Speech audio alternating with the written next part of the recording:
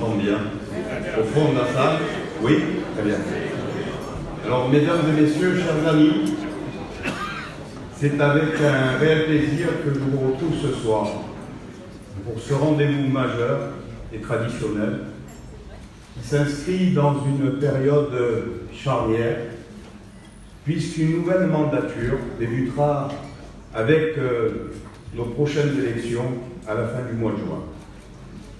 J'ai effectivement l'honneur de briguer un nouveau mandat et sans être présomptueux, je devrais très probablement être réélu.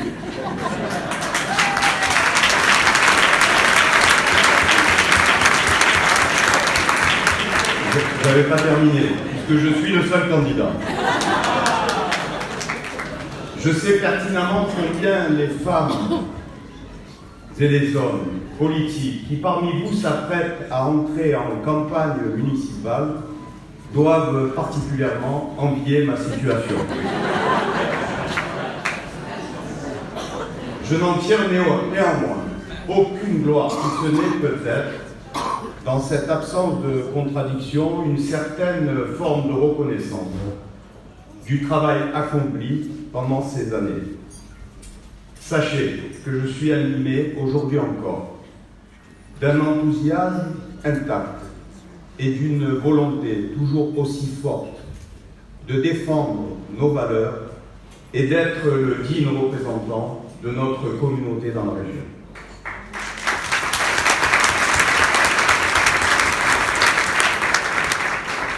Je poursuis ma mission en allant à la rencontre de nos associations afin de les écouter, de partager un bilan et d'envisager un avenir meilleur qui pour l'heure semble incertain.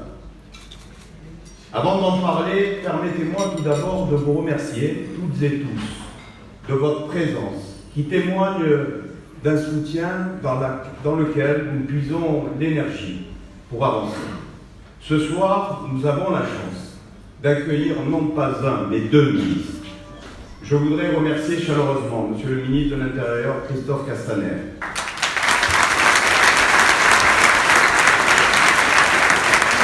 Je remercie de nous honorer de sa présence. Monsieur le ministre, le CRIF, en réalité, ne vous reçoit pas, car vous êtes ici, chez vous. En effet, nous avons en partage cette Provence, la vôtre un peu plus alpine que méditerranéenne, mais qui suscite tous deux le même bonheur pour leurs habitants et davantage encore la jalousie des autres et celle particulièrement de nos amis parisiens. Et on les comprend. Mais nos 300 jours de soleil annuels, nos rivages azur étincelants, et nos paysages à couper le souffle sont les seules choses que le PSG ne pourra jamais s'offrir.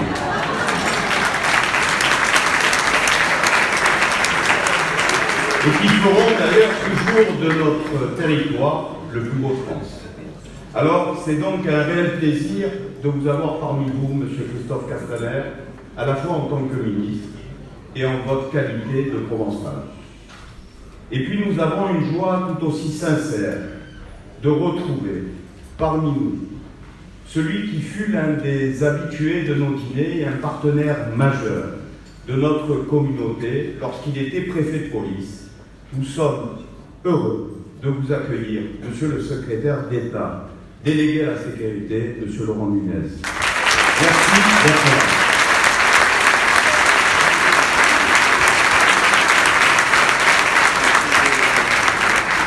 Cher Laurent, nous sommes très fiers de votre ascension professionnelle remarquable qui, je dois vous en faire la confidence, a mis un poids certain sur les épaules de votre successeur, le préfet de police Olivier de Mazières. Au point que personne ne se demande s'il rentrera au gouvernement, mais quand. Merci encore d'être là ce soir dans cette ville et auprès de cette communauté que vous connaissez parfaitement et à laquelle je vous sais très attaché. Je veux également adresser mes remerciements sincères à nos partenaires institutionnels et politiques qui, par leur aide sans cesse renouvelée, nous donnent les moyens de continuer à agir. Monsieur le maire de Marseille, cher Jean-Claude Gaudin, soyez une nouvelle fois remercié pour la permanence de votre engagement, aussi sincère que passionné, au service du dialogue entre les communautés. Ce combat dans lequel vous vous êtes investi avec ferveur depuis toujours vous honore. Et nous sommes, pour notre part, très sensibles à votre attachement à notre communauté. Je tenais à exprimer mon bonheur de vivre dans cette ville, même si certains nous diront que l'on peut toujours mieux faire. Je tiens également à vous témoigner, monsieur le maire, ainsi qu'à l'ensemble des Marseillais, l'entière solidarité de la communauté à la suite du drame de la rue d'Aubagne, un drame qui a suscité une émotion nationale légitime. Monsieur le Président de la région Provence-Alpes-Côte d'Azur, cette belle et rayonnante région sud, cher Renaud Muselier et Madame la Présidente de ce beau département et de cette ambitieuse métropole ex-Marseille-Provence, chère Martine Vassal. Je tiens à vous remercier pour votre engagement conjoint au service de la mémoire auprès de nos jeunes. Grâce à vos initiatives, vous êtes les générateurs de mémoire en direction de ces élèves, collégiens et lycéens, qui méconnaissent l'histoire et vous contribuez à mettre en lumière l'authenticité des événements qui ont amené à la pire des tragédies que l'homme ait engendrées. Je veux vous remercier également pour le soutien permanent que vous nous apportez comme une évidence, mais qui, en plus d'être un honneur, nous est vital. Merci également à Madame la ministre près de l'ambassade d'Israël, chargée du sud de la France, Anita Mazor, qui aura dans quelques mois terminé sa mission ici en France et rentrera en Israël. Merci Anita, du fond du cœur, pour l'engagement, pour l'ensemble de ton engagement et de ton affection sincère à l'égard de Marseille. Merci également à notre président Francis Khalifa, qui œuvre au quotidien à une représentation forte des institutions juives de France. Je remercie également toutes les personnalités, Monsieur le préfet de région, Pierre Dartout, Monsieur le préfet de police, Olivier Demazère, pour votre engagement dans cette lutte pour la sécurité et l'antisémitisme. Merci à l'ensemble des parlementaires, des maires, des élus locaux, des corps constitués, des corps intermédiaires, pour leur soutien indéfectible au fil des ans. Nous sommes au CRIF Marseille-Provence à la fin d'une mandature, au cours de laquelle nous avons, avec le comité directeur que je salue, accompli de nombreuses actions dans la cité phocéenne et la région. Je ne vais pas vous infliger un inventaire à la Prévert des actions que nous avons menées au cours des 12 derniers mois, mais simplement souligner une initiative qui me paraît illustrer l'enthousiasme, la solidarité et l'attachement au devoir de mémoire, qui est notre thématique viscéralement liée à notre histoire. À l'occasion d'un voyage organisé par l'association Fonds Mémoire d'Auschwitz, où nous avons convié une quinzaine de jeunes des quartiers nord de Marseille à se joindre à nous. Je tiens d'ailleurs à saluer très chaleureusement mes amis Albert Barbout, qui est absent ce soir, Caroline Posmentier et Élise Cohen, d'avoir préparé ce voyage si important à nos yeux. Nous avons accompagné avec des élus, des médiateurs, des travailleurs sociaux, ces jeunes qui ont découvert pour la première fois le camp d'extermination d'Auschwitz-Birkenau. Devant le négationnisme, le complotisme et la désinformation instillée dans leur esprit par les falsificateurs de l'histoire, la vérité doit s'imposer. De vraies émotions se sont exprimées.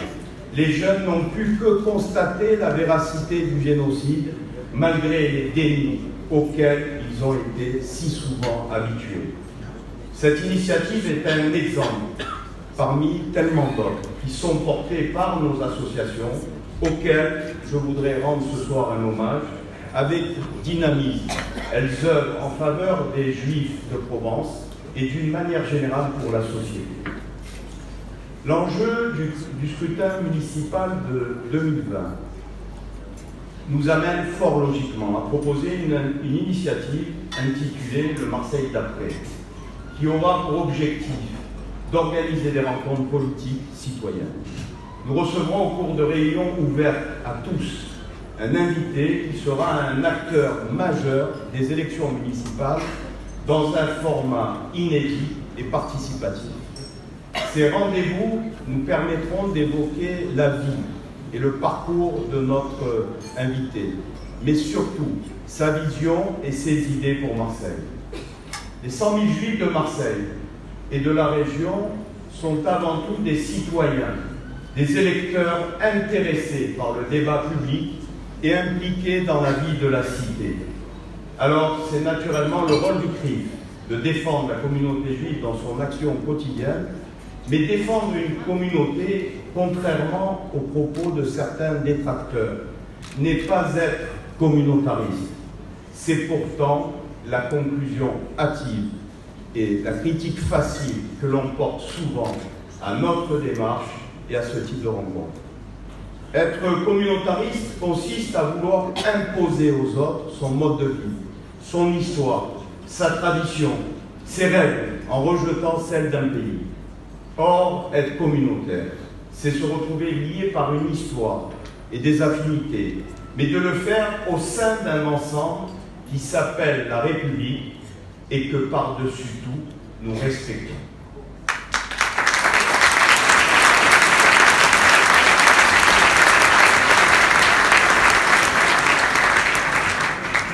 Si l'étymologie des deux mots est d'une origine semblable, le sens est en opposition. La communauté juive est une partie intégrante de la France et de la République.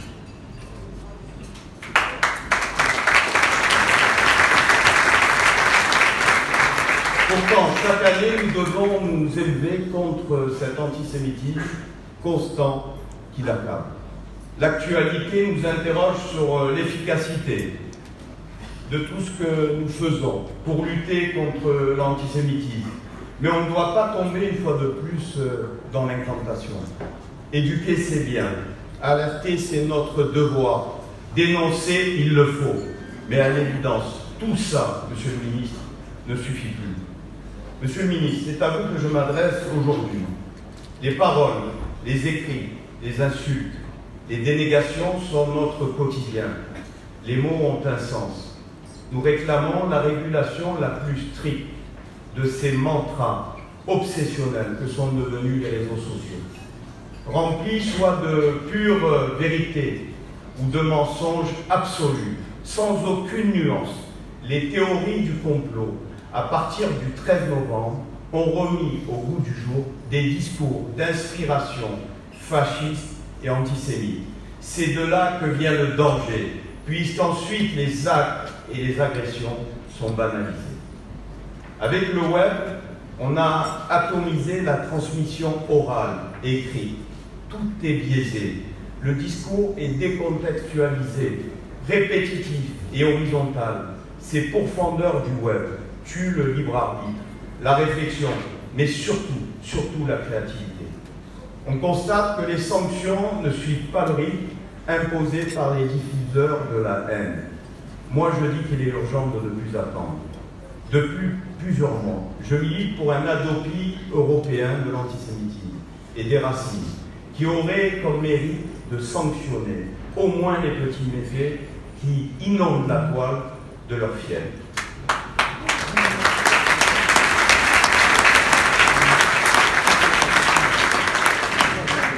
À l'heure de l'intelligence artificielle, on doit être capable de bloquer un message haineux et de sanctionner. Pour les délits les plus graves, je sais déjà qu'ils sont judiciarisés. L'antisionisme est le masque de l'antisémitisme. Nous nous accordons tous à le dire. La Libye est le droit à la stigmatisation d'Israël.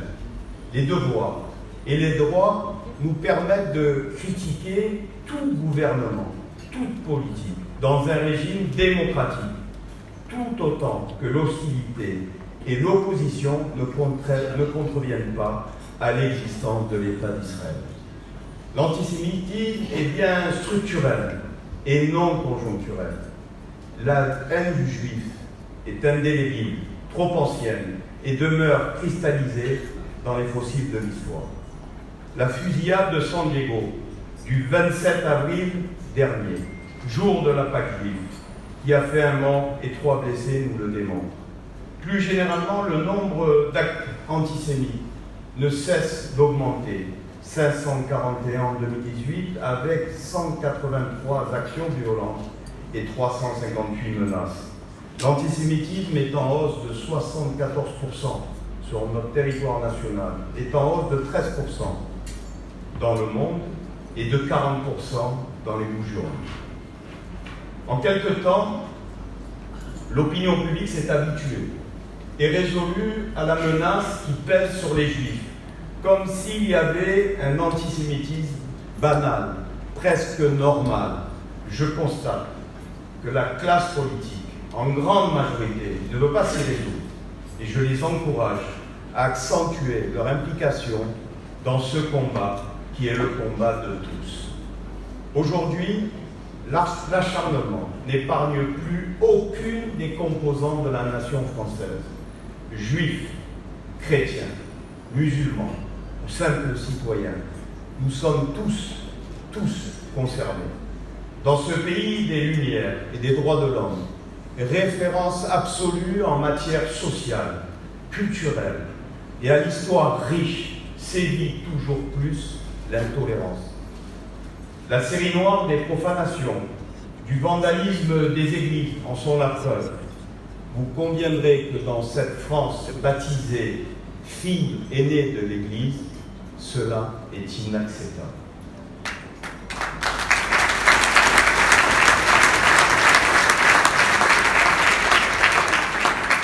Mais au-delà même de nos frontières, cette menace est partagée et se traduit dans les pires atrocités. Au Sri Lanka, 253 morts, dont 45 enfants, dans une explosion en pleine célébration de la Pâque chrétienne. À Christchurch, en Nouvelle-Zélande, un fanatique idéaliste a assassiné froidement et en jubilant 50 musulmans en prière et blessé 50 autres. Cet attentat a été filmé par ses soins et diffusé sur les réseaux sociaux. Le comble de l'horreur a été atteint. Mes chers amis, nous sommes tous dans le même bateau, secoués dans la tempête des extrémismes et du terrorisme. En France, notre nation est sous la menace de cet islamisme radical, politique, qui veut soumettre chrétiens, juifs et musulmans à un diktat, imposer ses points de vue et changer la nature de nos valeurs qui sont le socle de l'édifice français. L'une d'elles, la laïcité qui tire son origine du mot grec, laïkos.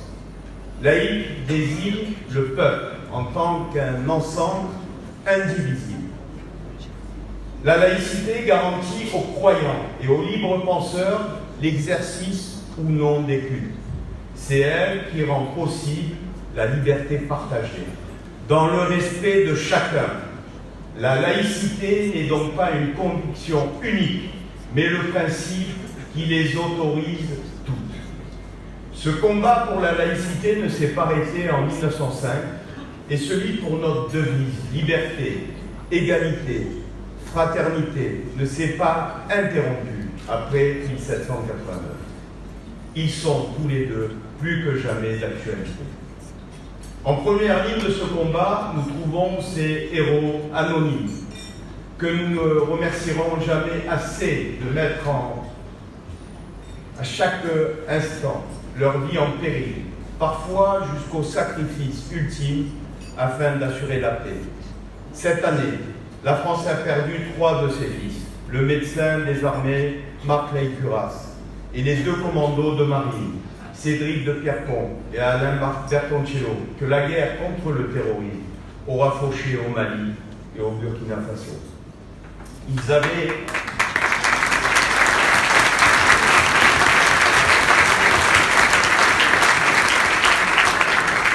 avaient à peine la trentaine et la vie devant eux.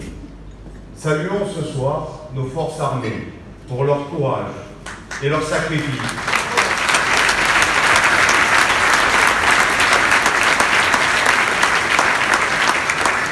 elles qui sont déployées sur ces théâtres dangereux, parfois lointains, là où se fomentent les plus grandes menaces pour mieux les neutraliser.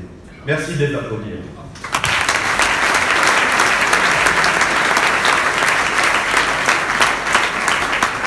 Je ne veux pas oublier toutes celles et tous ceux qui, sur notre propre sol, endurent la même difficulté pour nous préserver du terrorisme. Aux gendarmes et aux policiers qui sont par ailleurs mis à rude épreuve avec les récentes violences et humiliations infligées par certains manifestants. Je veux dire ce soir aux ministres et aux corps constitués notre entière solidarité et notre admiration pour leur dévouement au service de notre sécurité.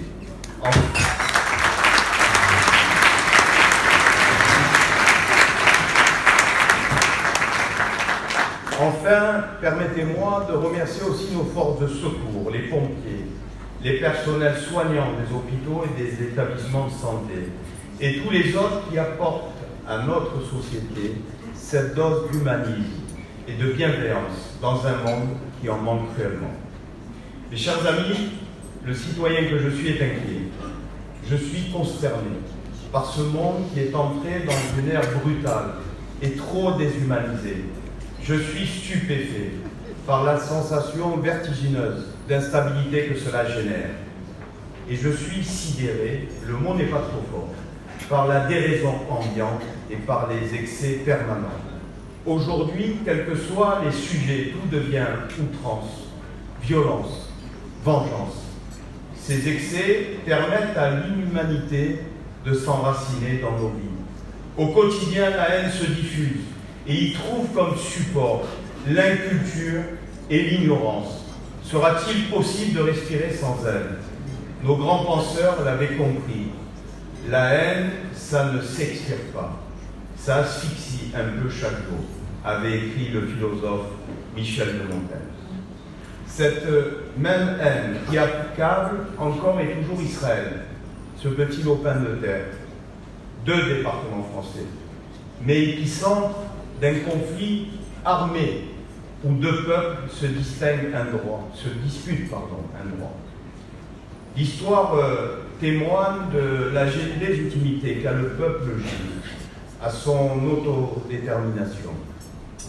Israël a le devoir de se protéger face à la violence, face aux agressions répétitives, face à une contestation qui n'en est pas une, avec tout récemment plus de 700 milicides lancés pour tuer une population civile. Quel État, bâti sur la reconnaissance d'une instance internationale, accepterait l'agression constante d'un voisin belligérant? Pourquoi Israël a toujours tort? C'est une question récurrente que les Juifs de France se posent. Pourquoi ne pas contraindre le Hamas à cesser ses provocations et au-delà même ses agressions injustifiées et brutales qui n'ont en retour que des représailles? Pourquoi l'Europe ne dénonce-t-elle pas avec vigueur ce mouvement terroriste qui envoie sur les scènes du conflit des enfants comme boucliers?